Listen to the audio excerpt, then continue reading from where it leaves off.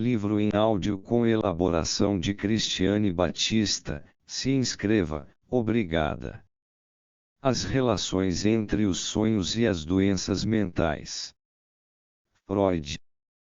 Ao falarmos na relação entre os sonhos e os distúrbios mentais, podemos ter três coisas em mente: 1. As conexões etiológicas e clínicas, como quando um sonho representa um estado psicótico, ou o introduz, ou é um remanescente dele. 2. As modificações a que está sujeita a vida onírica nos casos de doença mental. E 3. As ligações intrínsecas entre os sonhos e as psicoses, as analogias que apontam para o fato de eles serem essencialmente afins. Essas numerosas relações entre os dois grupos de fenômenos constituíram um tema favorito entre os autores médicos de épocas anteriores e voltaram a sê-lo nos dias atuais, como demonstrado pelas bibliografias sobre o assunto coligidas por Spitzer, Radestock, Maury e Tissier. Bem recentemente, Santi de Sanctis voltou sua atenção para esse assunto. Será suficiente, para fins da minha tese, que eu me limite a tocar nesta importante questão. Com respeito às ligações clínicas e etiológicas entre os sonhos e as psicoses, as seguintes observações podem ser apresentadas como amostras. O Baum, citado por Krauss, relata que uma primeira erupção de insanidade delirante muitas vezes se origina num sonho de angústia ou de terror, e que a ideia dominante está ligada ao sonho. Santi de Sanctis apresenta observações semelhantes em casos de paranoia e declara que, em algumas delas, o sonho foi a vraicose determinante de la folie.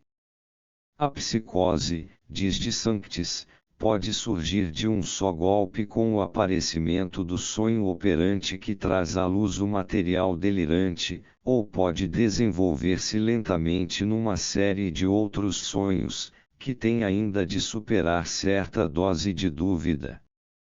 Em um de seus casos, o sonho relevante foi seguido de ataques histéricos brandos e, posteriormente, de um estado de melancolia de angústia. Ferrer, citado por Tissier, 1898, relata um sonho que resultou numa paralisia histérica. Nesses exemplos, os sonhos são representados como a etiologia do distúrbio mental, mas faríamos igual justiça aos fatos se disséssemos que o distúrbio mental apareceu pela primeira vez na vida onírica, isto é, que teve sua primeira erupção num sonho. Em alguns outros exemplos, os sintomas patológicos estão contidos na vida onírica, ou a psicose se limita a esta. Assim, Tomei, 1897, chama a atenção para certos sonhos de angústia que ele julga deverem ser considerados equivalentes a ataques epilépticos. Alisson, citado por Radestock, 1879, descreveu uma insanidade noturna na qual o paciente parece inteiramente sadio durante o dia, mas, à noite, fica regularmente sujeito a alucinações, crises de excitação etc. Observações semelhantes são relatadas por de Sanctis, um sonho de um paciente alcoólatra que era equivalente a uma paranoia que representava vozes que acusavam sua mulher de infidelidade, e por Tissier. Este, 1898, fornece inúmeros exemplos recentes em que atos de natureza patológica, tais como uma conduta baseada em premissas delirantes e impulsos obsessivos, derivam de sonhos. Gisland descreve um caso em que o sono foi substituído por uma loucura intermitente.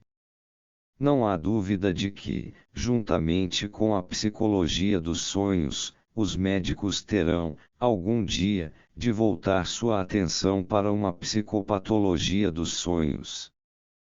Nos casos de recuperação de doenças mentais, observa-se muitas vezes com bastante clareza que, embora o funcionamento seja normal durante o dia, a vida onírica ainda se acha sob a influência da psicose. Segundo Krauss, 1859, p. 270, Gregory foi o primeiro a chamar a atenção para esse fato. Macário, citado por Tissier, descreve como um paciente maníaco, uma semana após sua completa recuperação, ainda estava sujeito, em seus sonhos, à fuga de ideias e às paixões violentas que eram características de sua doença.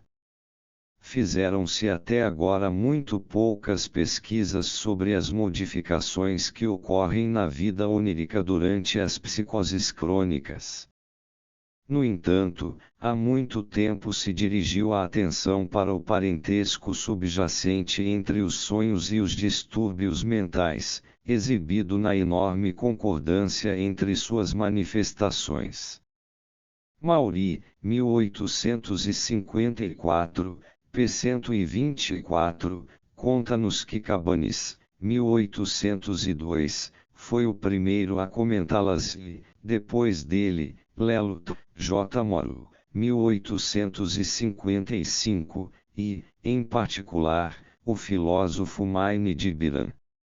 Sem dúvida, a comparação remonta a épocas ainda mais remotas. Radestock, 1879, p. 217, introduz o capítulo em que trata do assunto mediante várias citações que traçam uma analogia entre os sonhos e a loucura. Kant escreve em algum ponto de sua obra: o louco é um sonhador acordado. Krauss, 1859, p. 270, declara que a insanidade é um sonho sonhado enquanto os sentidos estão despertos. Schopenhauer chama os sonhos de loucura breve e a loucura de sonho longo. Hagen descreve o delírio como uma vida onírica que é induzida não pelo sono, mas pela doença. WNDT escreve: nós mesmos, de fato, podemos experimentar nos sonhos quase todos os fenômenos encontrados nos manicômios. Spitzer, 1882, p. 199, da mesma forma que Maury, 1854, assim enumera os diferentes pontos de concordância que constituem a base dessa comparação. 1. A autoconsciência fica suspensa ou, pelo menos, retardada, o que resulta numa falta de compreensão da natureza do estado, com a consequente incapacidade de sentir surpresa e com perda da consciência moral. 2. A percepção por meio dos órgãos dos sentidos se modifica, reduzindo-se nos sonhos, mas sendo, em geral, grandemente aumentada na loucura. 3. A interligação de representações ocorre exclusivamente segundo as leis de associação e reprodução, assim, as representações se enquadram automaticamente em sequências e há uma consequente desproporção na relação entre as representações, exageros e ilusões. Tudo isso leva a 4. Uma alteração ou, em alguns casos, uma reversão da personalidade, e, ocasionalmente, dos traços de caráter, conduta perversa. Radestock, 1879, p. 219, acrescenta algumas características analogias entre o material nos dois casos. A maioria das alucinações e ilusões ocorre na região dos sentidos da visão e da audição, e da sinestesia. Como no caso dos sonhos, os sentidos do olfato e do paladar são os que fornecem menos elementos. Tanto nos pacientes que sofrem de febre como nas pessoas que sonham, surgem lembranças do passado remoto. Tanto as pessoas adormecidas quanto os doentes se lembram de coisas que os indivíduos despertos e sadios parecem ter esquecido. A analogia entre os sonhos e as psicoses só é plenamente apreciada quando se constata que ela se estende aos detalhes da movimentação expressiva e às características da expressão facial. O homem atormentado pelo sofrimento físico e mental obtém dos sonhos o que a realidade lhe nega: saúde e felicidade. Do mesmo modo, há na doença mental imagens brilhantes de felicidade, grandiosidade, eminência e riqueza. A suposta posse de bens e a realização imaginária de desejos cujo refreamento ou destruição realmente fornecem uma base psicológica para a loucura constituem muitas vezes o conteúdo principal do delírio. Uma mulher que tenha perdido um filho amado experimenta as alegrias da maternidade em seu delírio. Um homem que tenha perdido seu dinheiro julga-se imensamente rico. Uma moça que tenha sido enganada sente que é eternamente amada.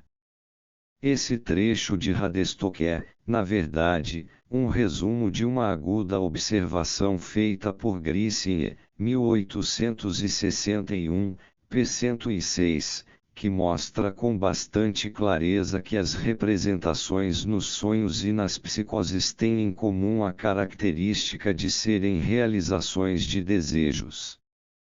Minhas próprias pesquisas ensinaram-me que neste fato se encontra a chave de uma teoria psicológica tanto dos sonhos quanto das psicoses. A principal característica dos sonhos e da loucura reside em suas excêntricas sequências de pensamento e sua fraqueza de julgamento. Em ambos os estados, prossegue Radestock, encontramos uma supervalorização das realizações mentais do próprio sujeito que parece destituída de sentido ante uma visão sensata. A rápida sequência de representações nos sonhos encontra paralelo na fuga de ideias nas psicoses. Há em ambos uma completa falta de sentido do tempo. Nos sonhos, a personalidade pode ser cindida quando, por exemplo, os conhecimentos do próprio sonhador se dividem entre duas pessoas e quando, no sonho, o ego estranho corrige o ego real. Isso corresponde precisamente à cisão da personalidade que nos é familiar na paranoia alucinatória. Também o sonhador ouve seus próprios pensamentos pronunciados por vozes estranhas. Mesmo as ideias delirantes crônicas têm sua analogia nos sonhos patológicos estereotipados recorrentes, L. Obsedant.